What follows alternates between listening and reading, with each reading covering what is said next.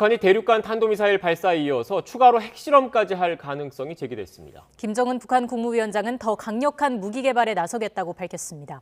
박원곤 이화여대 북한학과 교수와 함께 관련 내용 짚어보겠습니다. 어서 오십시오. 네, 안녕하세요. 네, 안녕하세요. 교수님, 그동안 북한이 넘지 말아야 할 레드라인의 그 요건으로 하나가 대륙간 탄도미사일 ICBM 발사였고 또 다른 하나가 핵실험이었지 않습니까? 그런데 지금 ICBM 발사는 이미 해버렸고 남아있는 건 핵실험입니다. 핵실험 가능성까지 지금 거론되고 있는 상황인 거죠?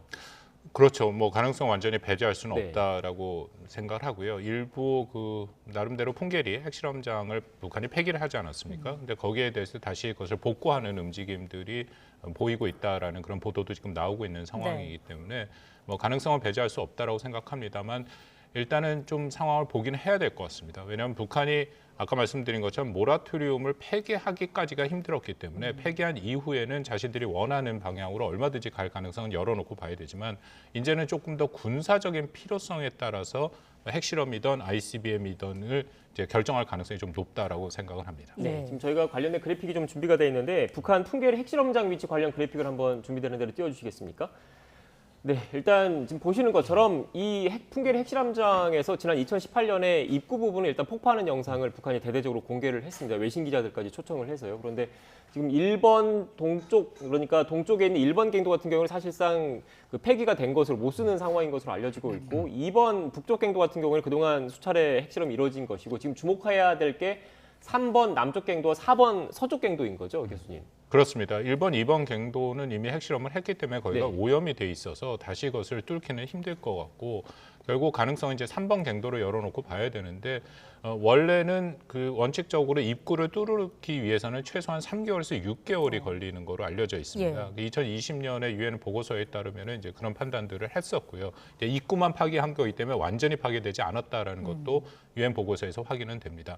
알려진 바에 의하면 3번 갱도를 활용할 가능성이 있는데 그렇다면 입구를 뚫기 위해서는 3개월에서 6개월이 걸리기 때문에 지금 지름길로 옆을 뚫고 들어간다는 그런 얘기들이 나오거든요. 네. 그렇다면은 빠르면 한 달 내에 3번 갱도를 활용할 수 있는 그런 최소한도 입구는 마련할 수 있다라고 알려지고 있습니다. 그럼 실제로 핵실험에 나서게 된다면 어떤 점에 좀 주안점을 둔 실험을 하게 될까요? 글쎄 현재로서는 북한이 6번의 핵실험을 했고 그 자신들의 필요한 핵 능력은 다 갖췄다라고 선포를 한 상황이죠. 그렇기 때문에 아까 말씀드린 군사적인 필요성에서 핵실험을 한다면은 핵 소형화가 필요합니다. 이번에 쐈던 화성 17형도 그렇고 북한이 지난 1월 8차 당대회 때 김정은이 지시한 것 중에 하나가 이제 다탄두탄 얘기가 나오거든요. 다탄두탄도 그렇고 올해 또 들어서 7번 쐈던 미사일들은 전술핵이기 때문에 전술핵에 탑재할 그런 핵탄두들은 소형화가 필요하죠. 거기에 대해서는 군사적 필요성은 있다라고 그렇게 알려지고 있습니다. 네. 특히 최근 ICBM, 그러니까 미국 본토를 타격할 수 있는 사거리 능력을 입증한 상태이기 때문에 이 ICBM 탄두에 들어가게 할 이 핵무기의 소형화를 노리고 실험을 할 것이다, 이런 말씀으로 읽히네요. 그렇습니다. 특히 다탄두탄이라고 해서 MIRV라는 것을 뭐 북한이 시도하고 있다고 알려져 있고 이번에 쏜 것도 보면은 탄두 모양이 다탄두탄의 모습들이거든요. 핵 강국들 뭐 미국, 중국, 러시아들이 갖고 있는 대륙간 탄도 미사일은 고체 연료 다탄두탄 이동형 발사대에서 발사하는 겁니다. 그렇게 되면은 완벽한 최종 상태로 가는 거거든요. 그래서 북한이 그것을 향해 가고 있는 모습은 보이는데 그러려면은 핵을 소형화해야 되는데 거기에 대한 핵실험의 필요성은 있는 것으로 알려져 있습니다. 예. 실제로 통상 북한이 기념일을 전후로 해서 핵실험을 많이 좀 해오지 않았습니까? 그렇습니다. 그렇기 때문에 4월 달이 지금 계속 얘기가 되고는 있습니다. 네. 4월 달이 뭐 널리 알려진 것처럼 15일이 김일성 110 생일이고 그리고 지금 나옵니다만 25일이 북한군 창건 90주년. 그러니까 늘 북한은 이렇게 꺾어지는 해가 중요하고 또 북한 스스로가 올해를 혁명적 대경사의 해다라고 기념을 하겠다라고 작년 12월 전원회의에서도 얘기했고 1월 달 정치국 회의에서도 다시 한번 확인을 했거든요. 그렇기 때문에 뭔가를 해야 된다라는 입증 그런 상황이고요. 거기에서 핵실험까지가 포함이 되는데 좀 조심스럽습니다만 제 판단에는 이제 4월 달을 기념하기 위해서는 화성 17형 으로 충분히 이제 북한이 그때까지 끌고 갈 가능성은 있다라고 판단이 됩니다. 핵실험도 말씀드린 것처럼 가능성을 배제할 수는 없지만 이거 조금 더 군사적인 필요성에 따라 결정할 가능성이 있다라고 생각을 합니다. 네.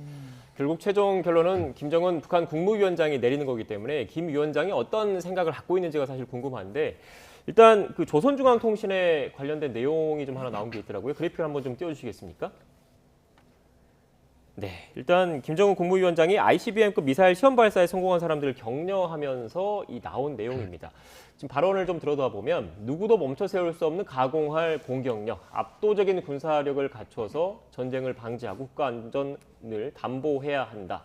강력한 공격 수단들을 더 많이 개발해야 된다. 이런 입장을 밝혔습니다. 어떻게 해석해야 될까요? 뭐 당연히 화성 17을 쏘면서 쏘는 날부터 해갖고 계속 북한 매체에 나오는 여러 가지 모습들을 보면 바로 저게 핵심입니다. 그리고 다시금 뭐 오늘 발표 저기에는 미국이란 얘기는 안 나오고 제국주의란 얘기만 네. 나오는데 그 전에 발표했을 땐 명확하게 미제국주의라 해서 대상이 미국임을 명확히 명시하고 있거든요. 이제 그렇다면은 북한이 이 화성 17형 대륙간 탄도미사일 ICBM을 개발하는 목표는 분명한 거죠. 그러니까 완벽한 핵 보유국이 네. 돼서 미국 본토를 공격할 수 있는 능력까지를 완비하겠다라는 그 목표는 분명해 보입니다. 올해 12번 미사일 발사를 했는데 첫 번째부터 7번째까지는 전술 핵 미사일이었거든요. 그것은 사거리가 한국, 일본, 괌까지를 포함합니다. 그건 사실상 상당 부분 실전 배치가 됐기 때문에 언제든지 발사가 가능한 미사일들이고 저는 이제 2단계로 보는데 그 1단계로 완비를 한 거죠. 그렇다면 2단계로 넘어가서 미국을 실제로 공격할 수 있는 대륙간 탄도미사일 능력을 완비해야 되는데 북한이 사실은 2019년이죠. 11월 29일 날 마지막으로 화성 15형을 발사한 후에 이 대륙간 탄도미사일 시험을 하지는 않았습니다. 네. 그게 이제 일종의 그 다음에 2018년 4월 달에 그 모라토리움 유예를 발표를 하긴 했는데 그렇다면 군사기술적으로도 이걸 시험 발사를 해야죠. 물론 북한의 미사일 발사의 그 과정들은 개발 단계는 일반 국가랑은 매우 다릅니다. 일반 국가들은 뭐 최소한 8번에서 10번 정도의 시험 발사를 하고 배치를 하는데 북한은 그렇지는 않죠. 배치를 하고 그다음에 또 발사 시험을 하는 거. 근데 중요한 것은 북한의 방향성. 분명하게 대륙간 탄도미사일을 통해서 미국을 공격할 수 있는 능력을 향해 나아가겠다라는 것은 이번에도 다시 한번 확인이 됐다라고 생각이 됩니다. 네, 네. 말씀하신 것처럼 북한이 결국 이미 핵보유국 지위를 얻는 것을 목표로 지향점으로 삼은 건데 이걸 저지할 방안은 있겠습니까? 그 부분이 가장 고민인데요. 사실상은 굉장히 제한됩니다. 그러니까 북한의 행동을 일단 멈추게 해야 되는 말씀 제한해야 되는데 이미 뭐 여러 가지 방법이 있습니다만 그것이 잘 작동하지는 않죠. 그러니까 2가지 방법이 있죠. 하나는 국제사회의 제재나 그런 것을 통해서 북한의 행동을 멈추게 하거나 아니면 군사적인 무력 시위를 통해서 억지를 하는 하나의 방안이 있는데 네. 그것이 앞으로 제대로 작동할 가능성이 있을까에 대해서는 좀 의문시 되는 부분이 있고요.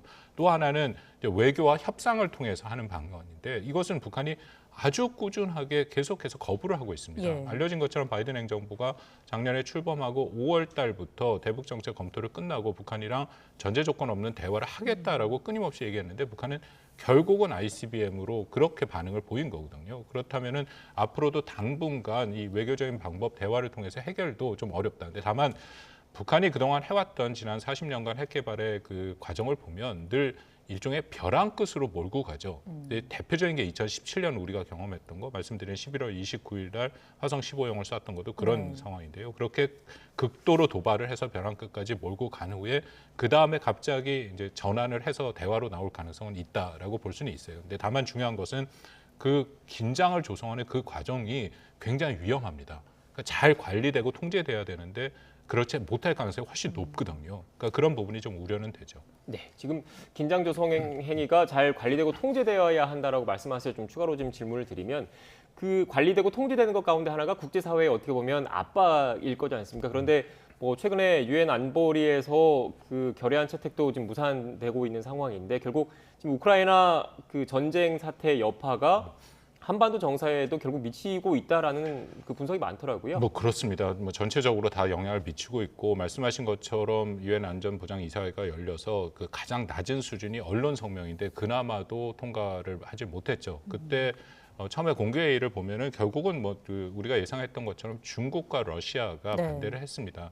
네, 러시아는 뭐 당연히 반대를 할 거라고 생각을 했습니다. 왜냐하면 이게 표현이 그렇습니다만 북한이 일종의 러시아에 대한 보험을 드러났다라고 생각이 되는 게 러시아의 우크라이나의 불법적인 침공에 대해서 유엔 총회에서 최소 2번의 결의안이 통과되지 않았습니까? 규탄 결의안이 거기에 대해서 반대표를 던진 국가가 그 사실 러시아를 빼고는 4개국인데 그 중에 하나가 북한이었거든요. 네. 그렇다면은 북한의 ICBM의 불법적인 행동이 유엔 안보리에서 얘기가 될 때 러시아가 반대표를 던질 거라 그것에 대해서 거부권을 행사할 것이라는 것은 예상은 됐었죠. 근데 중국도 사실 굉장히 강경한 입장을 밝히더라고요. 이것은 결국 북한의 책임이 아니라 미국 책임론을 다시 얘기를 했거든요. 그렇다면은 원래는 이것에 따라서 2019년 12월에 통과된 유엔 결의안 2397이 있습니다. 그것은 북한의 정제유와 원유를 북한이 ICBM ICBM을 쏘면 자동적으로 그것을 더 줄이도록 하는 이른바 트리거 조항이 있는 네. 건데 그 논의가 곧 될 겁니다만 이게 통과될 가능성이 거의 없어져 버린.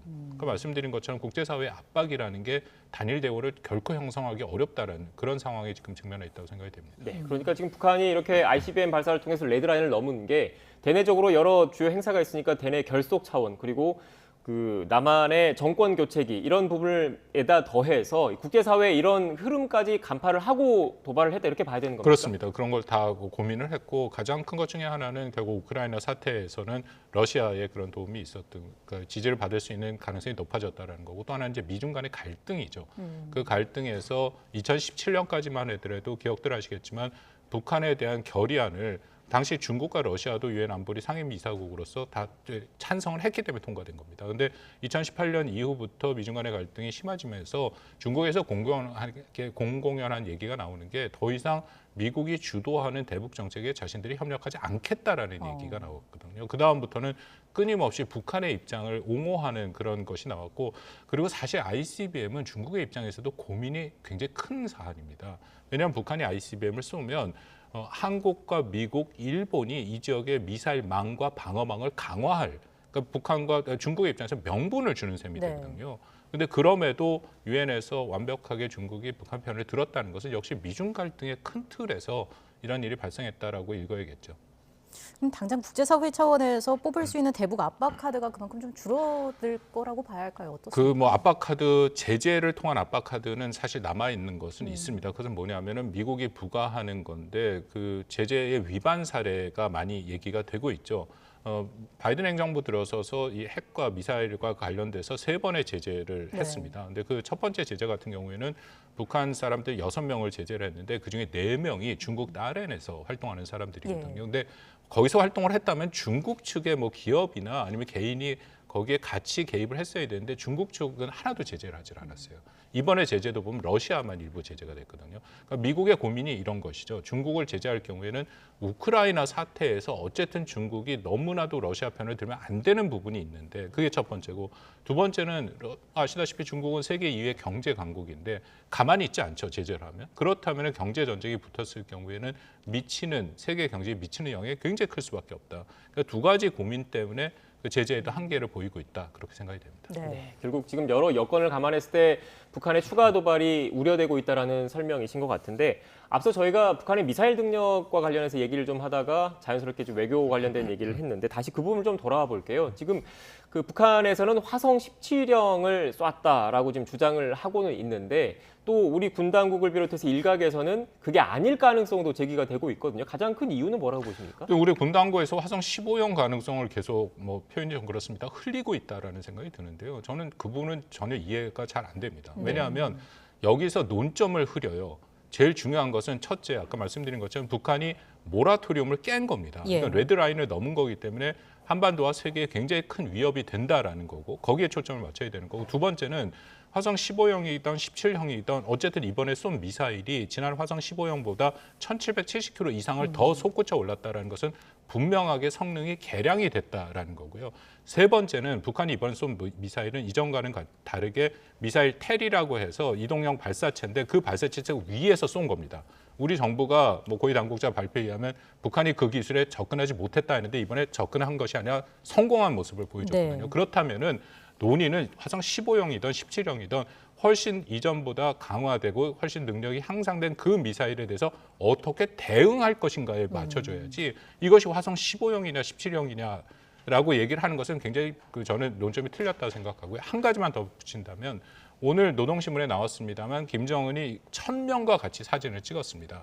그렇다면 정말 북한이 화성 17형이 아니고 화성 15형을 쏘고 17형이라고 우긴다면 거기에 모인 1000명을 비롯해서 굉장히 많은 사람들이 거기에 다 동조를 해야 된다는 예. 건데 글쎄 뭐 제가 틀릴 수도 있습니다만 북한이 이른바 1호 행사, 북한 지도자가 참석하는 행사는 이렇게까지는 그 거짓을 하지는 않거든요. 과장은 가능하지만 그렇다면은 합참의 본연의 임무에 저는 충실했으면 좋겠습니다. 네, 일단 앞선 그 이동식 발사 차량에서 미사일을 발사한 영상을 다시 한번 좀 크게 좀 띄워주시고요. 일단 군 당국을 비롯해서 일각에서는 실제로 발사된 영상의 날씨 등을 좀 고려를 했을 때 그 신형 미사일은 화성 17형이 아니라 기존의 화성 15형을 개량한 것이거나 아니면 탄두 중량을 좀 줄여서 고도를 좀 높게 나가게 했다라는 주장이 좀 나오고 있는 것 같아요. 그런데 교수님께서 말씀하신 거는 이게 화성 17형이든 화성 15형이든 간에 이전보다는 미사일 능력이 훨씬 발전이 됐고 이건 역시 도발한 것이기 때문에 이 부분에 초점을 맞춰서 대응책을 모색을 해야 된다 이렇게 제가 좀 읽히고 있는데요. 맞습니까? 맞습니다. 네. 그리고 만약에 저 부분에 논란을 한다면 드릴 말씀이 없지는 않고 있는데요. 예를 들어서 이런 거죠. 북한이 우리 이쪽에서 얘기하는 게 날씨 기상이 다르다라는 거잖아요. 그렇기 때문에 북한이 발표한 그 자료 화면들이 짜집기가 됐다는 네. 건데 그 짜집기 할 수 있습니다. 왜냐하면 우리도 뭔가를 만들 때는 날씨가 좋고 그런 거 특히 북한에서는 그런 걸 최상치로 보이기 위해서 짜집기는 가능하다라고 생각이 되고요. 또 하나는 저기서 가장 핵심은 결국 노즐인데요. 화성 15형 같은 경우에 노즐이 2개고 화성 17형 같은 경우에 노즐이 4개입니다. 근데 그것을 과연 한미 정보 당국이 판단을 했겠죠. 위성으로 봤을 가능성이 높습니다. 근데 위성으로 보면 상식적으로 이게 고각 발사를 하기 때문에 위성을 위밖에 볼 수가 없습니다. 예. 옆에서 볼 수가 없다라는 거거든요. 그게 확인이 안 된 상태에서 과연 이것을 화성 17형이 아니다라고 단정적으로 얘기를 할 수 있을 것이냐. 저는 상당한 의문이 듭니다. 네, 이 부분은 또 추가적으로 좀 검토가 필요하다는 생각이 들고요. 저는 그 추가적으로 이 질문을 좀 드리고 싶어요. 앞서 교수님께서 간단하게 언급을 하시긴 했는데 지금 우리 대응책의 핵심 가운데 하나가 북한 미사일 발사 정황을 사전에 탐지를 해서 대응을 하는 거잖아요. 그런데 앞선 영상을 다시 한번 보여주시면 이동식 발사 차량에서 바로 발사를 해버립니다. 그런데 이전 화성 15형 같은 경우에는 이동식 발사 차량으로 미사일을 옮겨와서 지상의 고정 발사대에서 발사를 했거든요. 그만큼 한미 정보당국이 미사일 발사 정황을 탐지할 수 있는 시간을 확보를 하는 건데 이렇게 이동식 발사 차량에서 바로 발사를 해버린다면 그만큼 우리 군 당국이 대응하기가 좀 어려운 측면이 생기는 거지 않습니까? 그렇습니다. 그게 가장 핵심 중에 핵심이죠. 말씀드린 것처럼 북한의 ICBM을 최종 완성하기 위해서는 이동식 발사대에서 쏘는 것이 매우 중요하죠.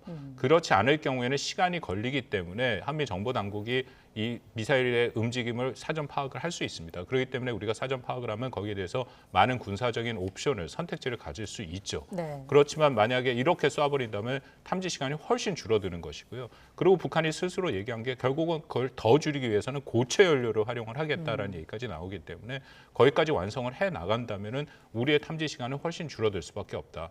근데 그 방향으로 북한은 분명히 가고 우리의 예상을 깨고 늘 거기에서 성공을 해왔기 때문에 네. 말씀드린 것처럼 우리 군 당국은 그러면 이걸 어떻게 대응할 것이냐.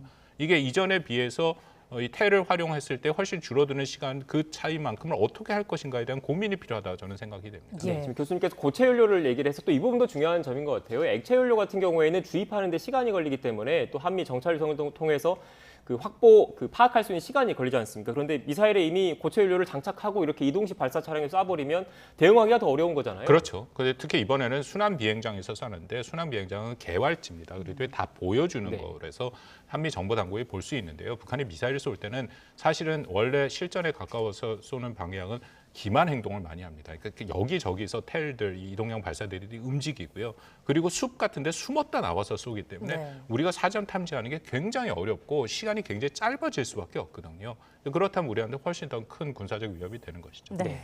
거기에다가 지금 뭐 이런 이동식 발사 차량뿐만 아니라 북한이 최근 보여준 모습을 보면 열차에서 발사하는 모습도 좀 나오고 그러니까 우리 군 당국이 사전에 예측하기 어려운 측면으로 점점 기술이 발전되고 있다는 게 좀 느껴지더라고요. 그렇습니다. 기술도 그렇고 그렇게 다양한 이 일종의 플랫폼을 활용해서 쏘면은 우리로서는 대응하는데 그만큼 까다로워지고 대응하는 비용이 증가되는 거죠. 예를 들어서 사실상 열차에서 노는 거는 이게 딴 데로 움직일 수 없기 때문에 파악만 하면 공격은 쉽습니다. 근데 북한이 말씀하신 것처럼 열차뿐만 아니라 굉장히 다양한 수단으로 이동형 발사대를 비롯해서 다양한 수단으로 쏘기 때문에 그거 하나하나를 우리가 사전에 그것을 일종의 그 목표물로 지정해놓고 한다라는 것은 우리로서는 굉장히 많은 비용이 발생할 네. 수밖에 없거든요.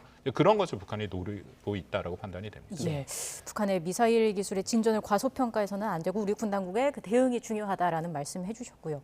또 바이든 행정부가 핵 공격에만 핵무기로 대응한다는 정책을 도입하지 않기로 결정했다. 이런 보도도 나왔습니다. 이건 비상 상황에서 핵무기를 선제 사용할 수 있다 이런 뜻으로 좀 해석할 수 있겠습니까? 뭐 바이든 행정부가 굉장히 고민을 많이 했다라고 생각이 되는데요. 그러니까 핵에 대해서 실전 배치가 시작이 된 뭐 60년대 이후부터 북한 사실은 미국이 핵을 개발한 이후부터 이 정책은 계속 유지를 사실 해왔습니다. 동맹국 방어 공약의 일종으로 예를 들어서 동맹국을 적국이 공격을 할 때 반드시 핵이 아니라 대량 살상 무기도 있지 않습니까? 뭐 생화학 무기 같은 것 그걸 포함해서 공격을 할 때 핵을 사용할 수도 있다라는 그 가능성이 늘 열려 있었습니다. 근데 바이든 대통령은 오바마 행정부 시절부터 그렇고 핵 없는 세상을 얘기했고 핵의 비중을 줄이기 원하기 때문에 핵으로 공격할 때만 핵으로 대응을 한다라는 것이 검토가 심각하게 된 것으로 알려져 있는데요. 결국 포기한 것이 지금 우크라이나 사태에서도 본 것처럼 이 이른바 그 권위주의 국가들의 실질적인 군사행동, 전쟁 가능성이 높아진 상황에서는 이걸 억지를 해야 되거든요.